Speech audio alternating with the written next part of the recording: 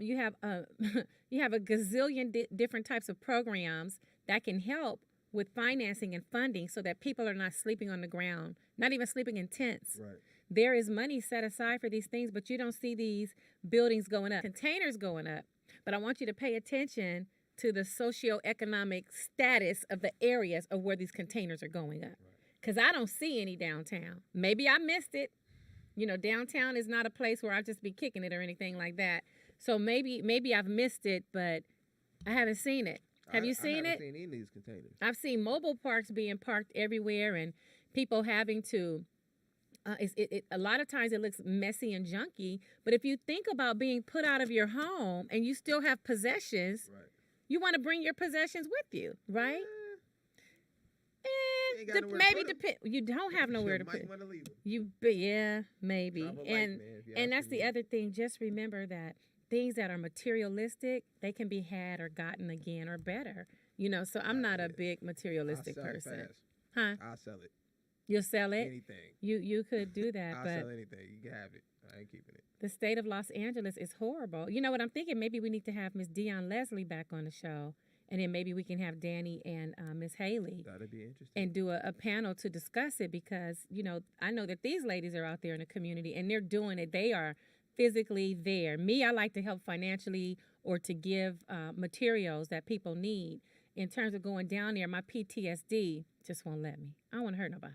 So I have to remember how to protect me and how to protect others. And that's just being real. Right. But it does not mean that I cannot help. Need is there. And let me tell you, too, since we kind of partnered up with Teach One, Reach One, the foundation with Mr. James, that what he's doing now, they're giving out mattresses. So go to T1D1FD on Instagram. After this show, if you know a family who could use mattresses, they're different size mattresses that they're giving away. And all you have to do is pick it up. That's amazing. How hard is that? Shout out to that brother. Right? So that's going to help to keep people off the ground. So let's make sure that Haley gets that information, Dion gets that information, and Danny gets that information, because at least we can get people off the ground, the hot ground, the cold ground, you know, whatever it is. Yeah, that's. So how do you recognize somebody that may need help and don't want to ask you for help? Sometimes you can pay attention to the differences. People may become more isolated, more reserved. You might see their bubbly spirit begin to fizzle out. They can begin again to distance themselves not only in conversation but in physical proximity to other people. Pay attention to the conversations that they're having. If they have life or if they're just kind of like getting through the day. When people say, I'm just trying to make it through another day, that doesn't really sound like a life that is fun or fulfilled. It just seems like, well, I got to do this day and I got to do tomorrow, like it's a prison sentence. You know, when we should be living and happy and thriving. If you're not living and happy and thriving, it's time for you to take a check of yourself, take a check of your surroundings, the person that you decided to make a mate. Look at the welfare of your children. Look at the things that need to be changed and begin to make those changes. Sometimes those changes are changing you, taking the time to step away from everything and everybody and doing the work. People don't want to do the work. They don't want to do the work. So I'm going to put that link, well, I'm going to put James Christian's information in here. I know he's been just on the grind, you know, trying to get things done. I wanted to have him on the show, but I didn't ask him in enough time. Yeah, You know me. Is that what he had in the U-Haul truck? Yes. Yeah, I seen his post the other day. Shout out to that brother, man. He Yes. really be out there helping And the I kids. think it's still up on my Instagram page as well, or at least in the stories. So if you guys want that information, just go to my Instagram and click on there, or reach out T1D1FD. Teach One. Ooh, it's T. Okay, scratch that one. Let me do it again, you guys. It's T1 R1. So it's Teach One, Reach One, FD. Teach one, reach one. Yes. FD is for foundation. For foundation, yes. Yeah. So shout out to Brother James Christian. He is doing it. I know he was in Arizona trying to help to get some connections down there. So if any of you guys know city officials in Arizona, please reach out to myself or Nick. Let's begin to make these connections so that we can help people. We know that his foundation specifically helps the foster youth. Maybe if we can help some of the foster youth parents to get it together to take care of mental health, physical health, spiritual health, all of these things, then maybe there can be some reunification of our children with their parents. And I would say this to people out there: I would say check with your family. I know a lot of times, you know, people go out and they help people, homeless people or whatever it may be. Mm-hmm. And a lot of times the person right next to you could be going through something, and not say anything. Your cousin, your mom or your auntie, what I'm saying, they might not have no groceries, something like that. Like Doc said, that's what I always try to remember. Yeah. Everybody going through something. If they not, just give it some time. It'll pop up sooner or later. Absolutely. Even if they rich, you know what I mean? Absolutely. So even if you have friends that may not need financial help, I would still say check on them. Yeah. You know what I'm saying? Yeah. I know a couple of celebrity friends of mine. I make it a point to hit them up and just check on them. Yeah. Because I know nobody does. Mental health. Why would somebody think that they got problems when they sit Right. on, whatever it is? But the reality of it is, money ain't gonna fix it. No. Money's not gonna fix it. And a lot of times, just knowing someone cares, usually can fix it. That's usually enough to know that someone actually cares about what you're going through. Yeah. Take the time to ask. Take the time to listen. Yeah. And or we have just to take be the time to sit there. Or sit there. Or if there's times where you're blessed and you're able to be proactive, help them to get it together. Might not just take but an hour or two, out of your day to make the difference truly for another human being, another person. If you don't like to ask for help, another thing you can do is get motivated, make a plan. We always talk about goals. Make a goal for yourself. Become a visionary. Tap into what your purpose is here on life. Why did he create you, and why are you still alive and able to thrive, but choosing to sit sedentary? Those are some things that I look at, and that's a lot of my motivation, Nick. It's like, nah, God didn't make me here just to be doing this. I need to be doing more. And so I tend to overextend myself, but I'm never bored. Let me tell you something, Doc. You can't overextend yourself. I know. At when the time was for Jesus to go through what he had to go through, he asked his homies that was with him. He said, "Y'all just gonna sleep?" Talking about the disciples? Yeah, they were sleeping. All 12 of them? And he was like, "Man, it's too much work to be done for you to be resting." Right. So I think that was said for a reason. But I was thinking about what you said. This is Matthew 5:41. Yes. It says, "And whoever shall compel thee to go 1 mile, go with them twine," which is basically means double that. Right. Right. So it's basically saying if your brother is in need of help, go the extra mile. Don't even if somebody asks you for $1, give them 2. Right. Because they need the 2. If they really asking you, if I tell you I need 50, that's only gonna solve that. That ain't gonna help me eat something or whatever it is. Right. So playing catch up. Right. So if you don't have a structured way to go about it, the scripture says just double it up, and you gonna get yours 7-fold. So that's the trade off. That's the law that's in place. The law in place is if your people need you to help them move some stuff, double it up. I'm so glad you said that. Yeah, help you move some stuff. Help you if you need help with groceries or whatever. Yeah. That's why I said check with your friends and family first before you extend yourself too far. You feel me? Yeah, because oftentimes, like you said, it's right there in front of your face. And it's other people. You know what I'm saying? Right. And that usually breeds animosity, and they feel like you don't see me struggling, and I'm right here. You know what I'm saying? So, like you can't see my toe is coming out my tennis shoe. Right. So I mean, you don't see that Nike sign hanging.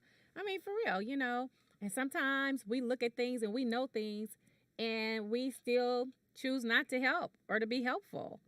Sometimes help is a smile. It can be a friendly word.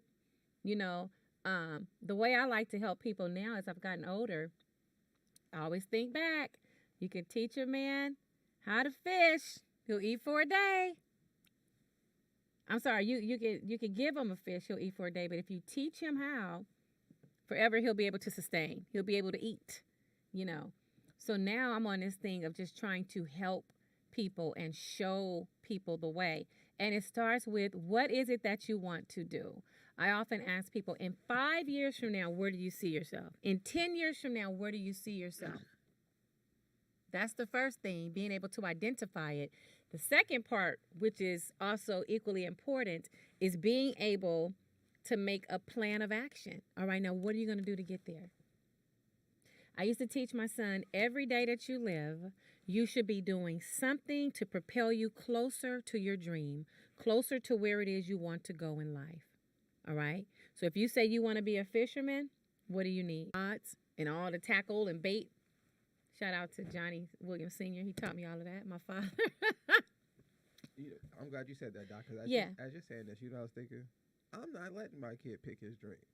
You're not? That. No. Why would I? That's no. When you say kid, how old are you talking? From birth, nigga. You're not, no. To what? No, listen. When he becomes 18, 20, 22. You're a man. When you become 16, you're a man. You can do what you want to do. But, oh, okay. But well, that's in reality, you can't tell no 16-year-old what to do in real life anyways. So you can say they're a kid if you want to, but I've been 16, you're not telling me nothing. I'm doing what I do. I got access to everything. Correct. So, in reality, I need to prepare young man or young woman by the time they're 16 to deal with real life. Okay. Right? I honestly feel like this. My grandmother's generation, my great-grandmother's generation, who's still alive, they learned what their parents learned, right? Which gave them a foundation. My grandfather was a plumber, an inventor. He did all these things. All these things were passed down to him. So he was able to build a career and all this stuff. His passion stuff, he did on the side. Okay. At his house, he sold jewelry. He made teeth. He did all this kind of stuff. Sure. But he built my grandmother's house. Did you say he made teeth? He made everything. He made teeth. He made really? from scratch. Okay. Like dental teeth. He made dental. I'm hearing you. I'm like, the dude's amazing. He actually invented a plumbing system that we still use today. That you know the toilets that you push the top button on top. He invented the system that allows that to work. Really? Yeah. Okay. Shout out to Granddad. He a big dog, man. So so I watched him like sit in his kitchen and he would make jewelry out of clay. He would make teeth. He would do all these hobbies he would do. Wow. But his main career was something that was passed down to him. And it gave him structure and a foundation to kind of build his family on. So I think a lot of times with black people is we get caught up in the dreamland of what do you want to be, the fantasy land. And a lot of times, and sometimes it works out. And sometimes you'll get a Michael Jordan. But that's going to be 1 out of 26 million. Right. The other one's going to end up at KFC and all of this stuff because you was plotting and planning, you didn't blow your Achilles out. So I honestly think that if you give, I don't know this, that's what I think this. I ain't practiced this yet. But if you give a kid a solid foundation, you can choose whatever you want to choose if you grow out of it. But at least you know how to do this. And you ain't out here swinging for the fences with this weak education they done told you. Because you can't do nothing with. You can't do nothing with the information they about to teach you. Columbus and none of that going to help you make no money. Right. You can't buy no house off of nothing they going to tell you in high school. Right. None of that. Right. So I look at it like I can let you dream for 18 years and then try to figure it out, or I could put you to work for 16 and then you could take the rest of your life and figure out what you want to do. Why not guide your child in the direction that you want them to go? That's what I'm saying. For the first 16 years, you ain't got no option, nigga. This is what you're going to learn how to do. Yeah. You know what? And there's a lot of truth to that. I remember Elijah, I was like, you're going to play a sport because you're not going to be walking around here with no damn juvenile diabetes. We're not doing that. Pick a sport. Right. Pick 2. Right. He was in 3 because I told him when you go to high school, you're going to play 1, maybe 2. So work it out now because you're right. If you are allowing your kids to dictate to you what they are and aren't going to do, you're not a very good parent. Dr. T said it. I'm going to say it again for the people in the back. Give us some help, Doc. If you are allowing your child, now let me define child, because a lot of times in the black culture, we say, when you get 18, like you say, when you get 16, when you get 18, when you get 21, bump all that. Because some of y'all still have 21-year-olds living with you. You got 19-year-olds living with you and dictating to you what you can and cannot do as a grown-ass person. Something's wrong with that. That is a problem. Okay? That's a problem. You've got to teach your children, first of all, respect. Sounds like there's a lack of respect. You know, my son never told me what he was going to do until he was almost 22 when he decided to go to France. And what could I say? He's doing everything I asked him to do. I'm not going to fight him on it. I didn't want him to go simply because of COVID, but it's turning out to be one of the best things ever for him. You know? So he stood up to me. But guess what? He was not in my household. So I didn't even have the leverage to be like, you know what? I'm locking the door. You come in at 11:22 and you're going to get locked. I didn't have that leverage. All of that was taken away. But when your children, I don't care if they're 50, if they're still living with you, they don't have the right to tell you nothing. Nothing. And I know grown people that will change their whole lives because, well, my son said, or my daughter said. Y'all, you better get a backbone and grow a pair, because God made us the parents of these children, not the children, the parents of the parent. So there's a lot of, things in households. The dysfunctionality is something else. And to you, probably as myself to myself, it seems so simple. That's dumb, right? But you're right. And that's what the Bible tells us. We have to train a child in a way in which we want him to go. So I needed Elijah to play some sports. So even when he was pouting and half-ass doing it, guess what? I remained consistent because I knew what was in his best interest as the parent that God charged me to be in control of this now man's life. And you're right.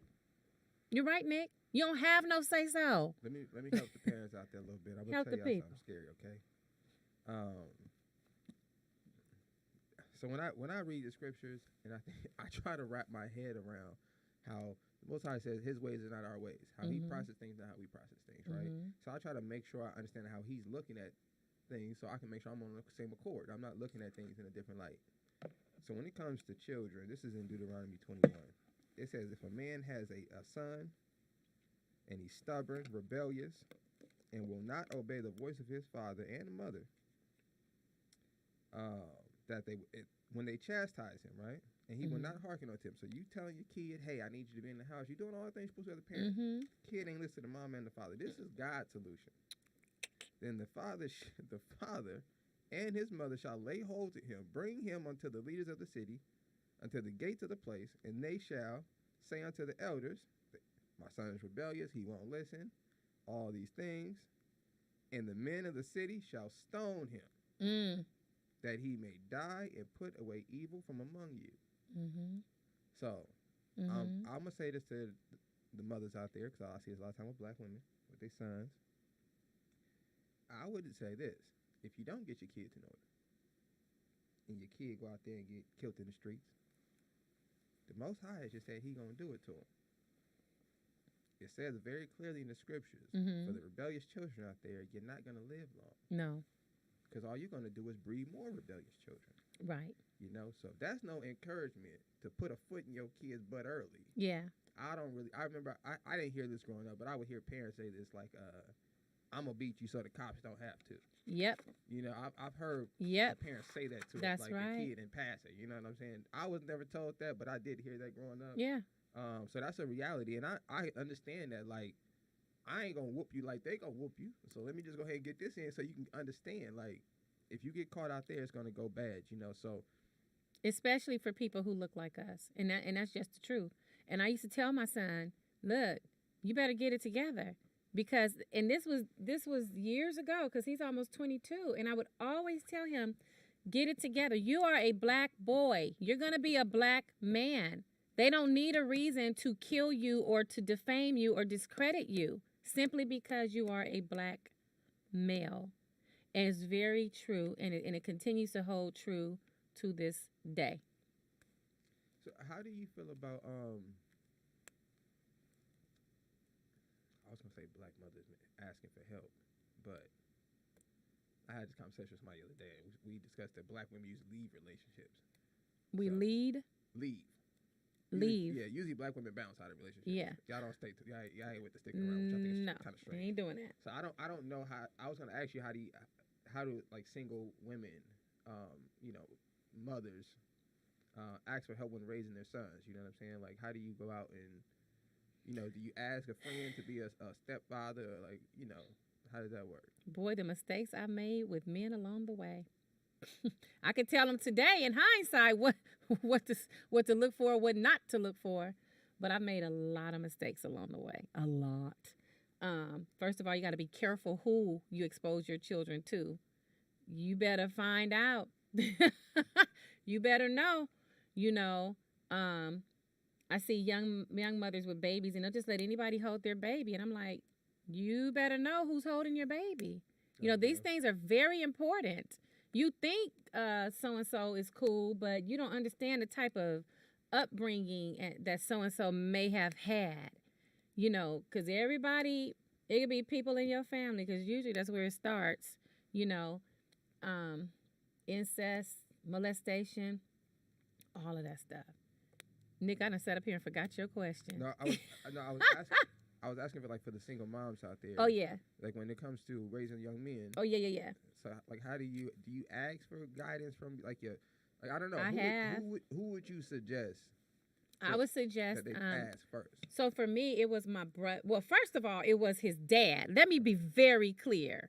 But when he was not interested in doing it, I'm not gonna badmouth nobody. But when he wasn't interested in doing it, I realized, damn, you know, I'm a woman. I'm a dynamic, strong woman. But the one thing I realized was that I could not teach my son how to be a man. I could teach him how to be a boy, a good boy, what I thought was a good boy, and have manners and chivalry, you know, and all these things. And I thank God, you know, he has carried that out to this day for the most part. But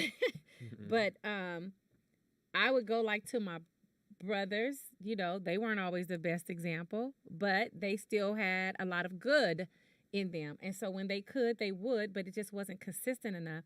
So what I did was, that's why in part I got him involved in sports, because I knew he would be around other male figures. And of course I had to vet and check people out, especially if I'm leaving my son.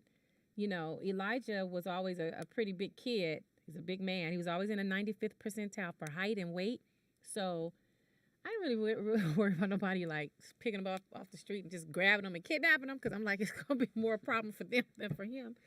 But you do get concerned as a parent. Before I put him in school, he was required to learn the proper anatomy: breast, vagina, butt, penis, all of those things. Because my thing was, if anybody ever violated him, I needed to make sure that he understood what it was.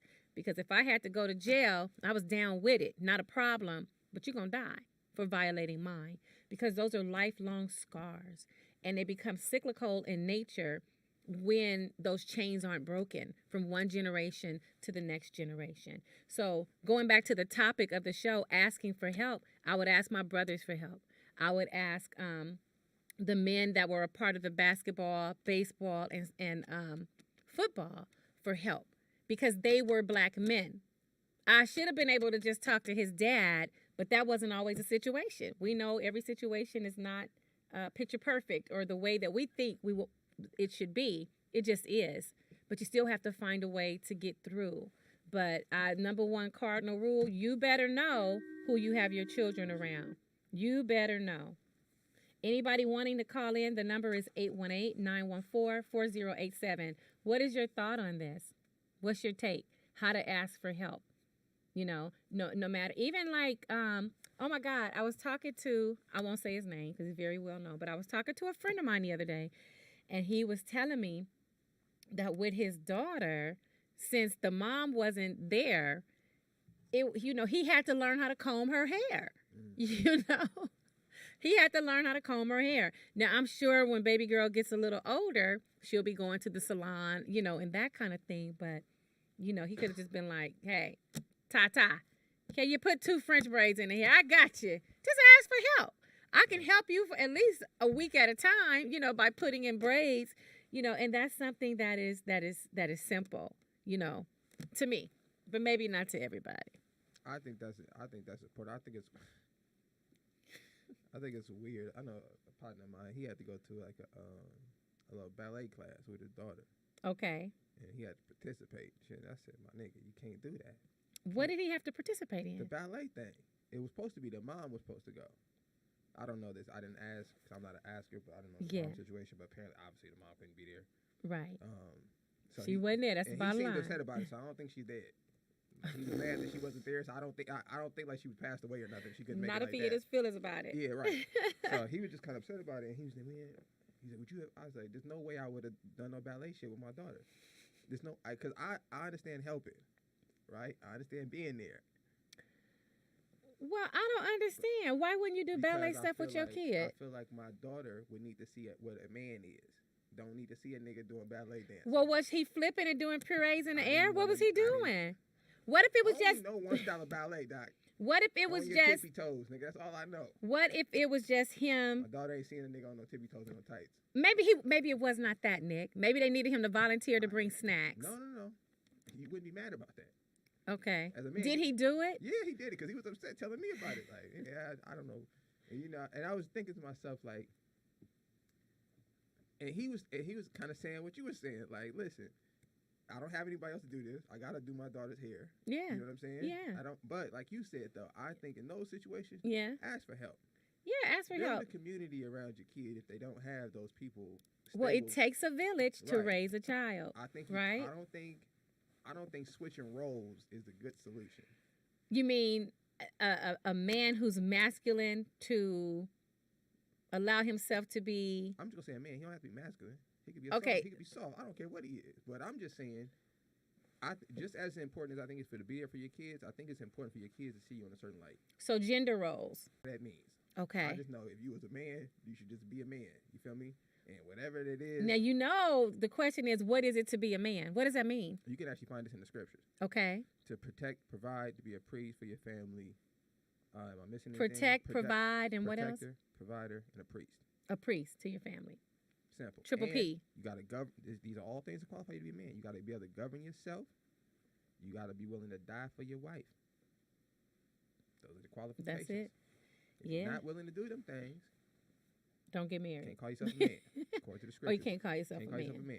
But I just feel like But what if they wanted me to get down on the football field and put on what would be? No. Why? It's different. What if I had to stand in the place of where my son's father would have been standing? No. I'm just asking. I'm saying no. I'm saying that's when I say we should ask for help. Okay. And start to build that community. Okay. Right? Because I understand from the perspective of it's important for somebody to be there. Right. But it's also important for that position to be represented well. Yes. You know what I'm saying? Yes. So I would never want to step in where a mother is supposed to be. I agree, but sometimes and then have to soften up my stance to represent something I'm not. Okay. You know what I mean? I'd rather just try to build a community. That's why I chose a good red. Oh, because no real talk. Because I'm not gonna brush my niece's hair. Right. I ain't gonna put the barrettes in you. Right. So I gotta pick somebody that's gonna be able to do it. Cause I ain't doing it. Caller, what's your name? Nick ain't gonna have no post out with fingers. What's the word? Hello? Caller. It sounds like L out of Houston. Is that L out of Houston? Caller, please call back. Call right back. It sounds like L. That was L. Call back. I don't know who that was. Please call back, caller. We want to hear your point. I could be wrong, Doc, but I ain't going to no ballet conferences. I ain't doing none of that. But when you're a single parent, you have to do it all. Sometimes. Listen. Yeah, you do. I've been there. I'm still there. I can't argue with you, Doc. I wish somebody would split that tuition and what I'm paying every month. Caller, welcome. Can you hear me now? Yep. Yes. What's your name? All right. This is Daniel D. Daniel D, how you doing? I'm all right. I said I wasn't going to call. I was just going to listen because I'm doing my PlayStation thing. But whatever my... Okay? Say it one more they time. have the same mama. Yes. Can you repeat that, Daniel? We didn't hear you. I said I have two daughters. Okay. They have the same mama. All right. Now, one of them, though, is not my biological daughter. Okay. I'm saying that to say this. Whatever she had a brother, and one of the things one of the beefs I had with her daddy, who I knew, was he didn't want to be in their life. He made them, and he just decided he wanted to be there when he wanted to. So I went and talked to him. I was, dude, your daughter done already gave up on you, right? That's my oldest daughter. But your son, he wants to be around his daddy. So, go be with him, And and he gave me all kind of excuses why he couldn't do it. So I left it alone. But whenever she needed me, though, Nick, if she needed me to comb her hair, if she needed me to go see her play, if she needed me to be in the thing with me, I was just gonna do that for her. Because what's important for kids is that it don't matter which, if you're the mama or the daddy, if they need something, will you do it? Period. That's what they look at when they 3 and 4, you know. And so, and then what ends up happening when I get older, like when I had my cardiac arrest, who showed up at the hospital from 1,500 miles away? She did. No. Who helped me settle down here? She did. You know why? Because I was there for her, and that's what she knows. It didn't matter to her about the roles and all that, and she has a son, and she's separated from her husband now. But in the very beginning, it doesn't matter which parent it is. You need to be there for the child. It can't be a thing where, you know, it's ballet, so I can't do it. You can do it, nigga. That's your baby. If that's your baby and you care about you it, better peer away and twist about. Well, you don't want the other man doing it, so what? What now?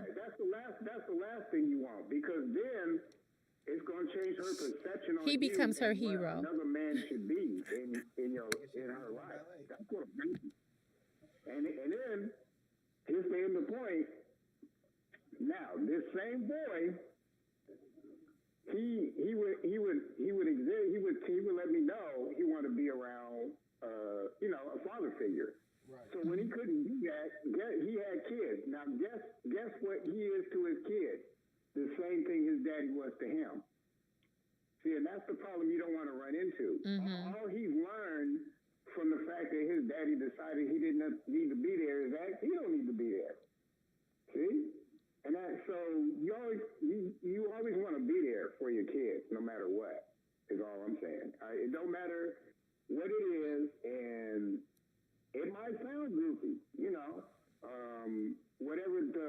For me, with my daughter, it might sound goofy or feminine or whatever, but at the end of the day, that's how you bond with them. Mm-hmm. You know what I mean? And wait until she needs sanitary napkins from the store, and you find yourself the only one that can go get them. Oh yeah, it's things you do as a parent. But I'll do that too. And exactly. If she needs her hair brushed or braided or whatever, I'm gonna go to somebody. Now we didn't have that problem because her mama was there. You know what I mean? But you know, I'm just saying. Yeah, I'll brush the hair, but I'm not putting no barrettes, nigga, in my mouth while I braid tips, nigga. I'm not doing that. You're so crazy. I feel you. And on top of that, I got 3 granddaughters and 2 grandsons. And I just tell you, I try not to treat them different, but I find myself, I have to be more of a male role to him so that he doesn't get left out. Right. Because that's what happened with her brother. And so that, I find myself bonded more to the girls, though, just from an emotional standpoint. Especially if you got like a fractured family, girls are more clicked in emotionally to that idea, you know. And so I just find myself more clicked in. I'm more bonded to them, but I do understand I have to also be there for Josiah too. You know what I mean? Mm-hmm. So. But I would do it. If she want me to braid her hair or comb her hair, I'll do it. Yeah, that's right. That's what a good father does. Now, I ain't doing that. That's a woman's thing. That's for your mama to do. No, you do it for your kid. Thank you, Daniel D. Yes, Nick. What the Bible say? You know I ain't with just talking about it. I know you're not. That's what I count on. This is Titus 2 and 3, right? This is the job of the woman. This is why I made the statement. Pause. You got to tell us where you're referencing, because you Titus. know. This is the King James Version. Titus 2, verse 3. So this is the woman's job. If you never knew, you're gonna find out today. Okay, give y'all some help. For the aged woman likewise, aged woman mean a woman of understanding. Okay. That they be in behavior. This is how you're supposed to act. Into becoming holiness. Okay, that means separate from the world. You can't do what they doing. If you look on Instagram and you doing what they doing, you're out of line. That's you what can live saying, in okay? it, but don't be of it. I got This it. is the first qualification to being a woman according to the book. Mm-hmm. Not false accusers. Mm-hmm. Why is he saying this to black women first? Don't know. You figure it out. But that's the first thing on your list. You can't be a false accuser. Not given to much wine. Not given to who? Much wine. Now, this wine that is referencing is not talking about alcohol. What This is talking about philosophies. So, Okay. 'cause this is what black women do. You see what I'm saying? This is talking about philosophy. You can't be no all on your Instagram talking about what Kardashians did.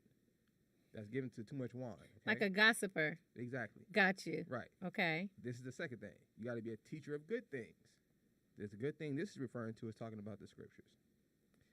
This is your job, ladies. 4, that they may teach the young women. I want to qualify that again. The woman's job is to teach the women. To teach them what? No. That's not skip past that part though. No. It didn't say teach the young children. Teach the women. It didn't say young teach women. the young men. It said your job is to teach the young women to be sober. That's go back to not having much wine, not to be in the streets, not to be gossiping. That's your first job. Teach the young women to be sober. Mm-hmm. Second thing on your list is to love their husbands, right? Mm-hmm. And then to love their children. This is let me finish your job too.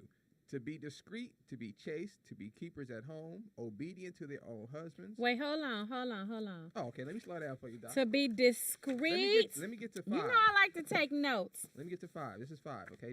I'm repeating again. Titus 2, 3 through 5, okay? In the King James Version. Mm-hmm. We're on 5. 5. To be discreet. What does that mean? Break it down. To be to. Let's look it up. We not finna do none of that. Hey, you know I love this right here. I love Discreet. Sundays, honey. Careful. Let's see. What else we got? To chase. You said chase? Circumspect. This is important. Circumspect in one's speech or actions.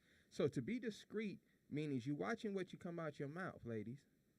And you watching what you do. You're not just running off at the mouth. You're not just jumping in a man conversation. You got to be discreet. Better to be seen and not heard. That's what the scriptures are saying. So first thing, be discreet. Second thing is to be chaste. Let's look up chaste because we ain't going to let nothing go today, Doc. I love it. Get them all. Chaste. I love it. Hey. All right? Non-sexual.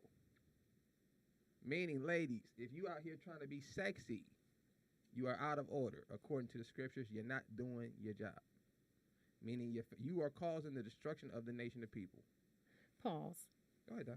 We're on 5. You're telling me chase means what? I didn't tell you this. Webster. I'm reading for Webster. I didn't make this up. So chase you're not under none of this Webster. on me. No, I like Oxford, but okay, we'll do Webster. From hold on. Oh, it says abstinence from extramarital or from all sexual intercourse. Let's get some more. Not having sexual nature. See, that's trying to be sexy. So to be chaste means to not have a sexual nature about you. Men should not look at you and think sexy. That's what the scripture's saying. I'm not saying that, lady. Okay? Third, keep her at home. Keep your ass at home. No. Tell us what keeper means.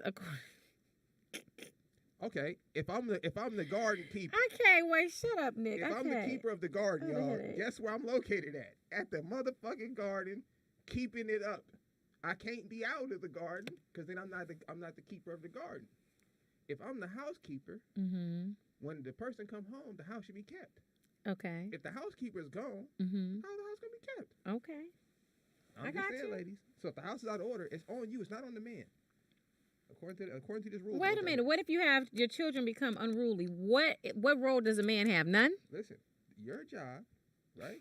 Your job is to teach the young women how to be obedient to their husbands. By demonstration. I'm so glad I don't have no daughters. I'm just kidding. That's your job, right? I ain't got no little girls. No, I'm just playing. All right. Okay. To be keepers at home, right? This is what is it? 1, 2, 3, 4. We're on 4 right now. Let's get to the 5th thing. Obedient to their own husbands. This is the most important part, Doc. How long ago was this written? Because I don't know if I subscribe to that one. Right. You don't have to, but this is the most important part. This is the reason you're doing it. Okay. Ladies, fellas. So that the word of God is not blasphemed. right? Mean made to be look foolish. So one thing that helps me in my relationship is I always keep that in mind. Is that I'm not necessarily doing what I'm doing for the other person. I'm doing it for the Most High, so that His word doesn't look foolish. Okay. So that's more. I feel like that's more important. So I would say for the ladies, if y'all need help, we're talking about helping people today, and I know y'all scared to ask for it, so I'm gonna offer it up. That's Titus 2:3-5. If you need to know your job, if you wondering around, going around this world, building, if you like the doc, you got 1,000 careers. Doc got 1,000 careers. I think she's Jamaican, y'all. You got 1,000 careers. You think I'm what? Jamaican. I think the doc is Jamaican on the low. She got like 13 jobs, y'all. And I'm not joking. Ethiopian. I'm not joking. Every time I talk to her, I got another job, man. I'm a visionary. Yeah, Doc. Yeah. I'm a visionary. And she raised a son. That's out there doing his thing now overseas. Praise God. Doing his thing. Shout out to the young bull. I know what he out there doing too. Shout out to the young fellas. I know what he doing. It's called spending my money. Doing his thing. I can't even. I'm like, I'm gonna go get me a pair of Gucci glasses today. I told myself I'm gonna do. I've been wanting to do it since Christmas. Don't do that. Why? I want to treat myself. Listen, let's talk about help today, y'all. We're talking about asking for help. I'm out. I'll get y'all some more help, okay? I did this research. Okay. On sunglasses. Do you know? I forget the Luma. Is it called Luma something? I forget the name of the company. Luminaire. No, not Luminaire. It's an overseas company. Oh, It's one company that owns all the glasses companies in the world. I remember you said that. Right. They also own Link Crafters. They also own all the America's Best. all of the top eye insurance companies. Oh. Even like to get your eye exam, they own like, all this shit too. So it's one company that owns all of this shit. Right? Wow. They make the same glasses you buy at 7-Eleven. They make those, and they make Gucci glasses. Oh, really? From the same materials in the same manufacturing place. You can watch the whole documentary. The only difference is the tag. The materials are not different, so they'd be different. Like, wow. I would not mind if, say, Gucci used better steel screws or better quality, harder plastic or better glass that didn't scratch or whatever it was. Right. None of that's happening. The only thing you're gonna pay for is the name. So I can holler at John Cia. She can get you some Gucci glasses for $50. You only gonna know. And we out of here, Doc. You know what I'm saying? And we good to go. Don't. Shout out to Jamie Foxx. He has a glass company called Privé. Privé, yeah. So he actually found this information out too, and he said the same thing. He was like, I can never buy another pair of Gucci glasses because the same people that's making these glasses are making the Gucci glasses. So he started a company called Privé. Right. They sell their glasses for $15, $20. Really? And it's the same company who makes Gucci. All right. Well, Nick, I want to take a quick time out. Don't go anywhere. Tag out. We'll be right back.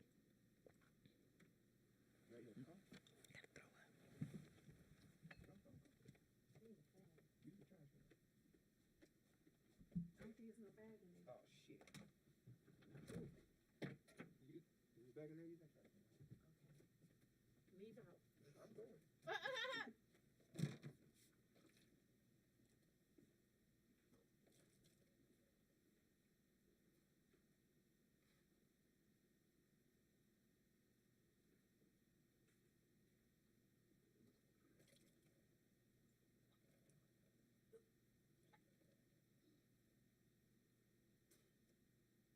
Woo.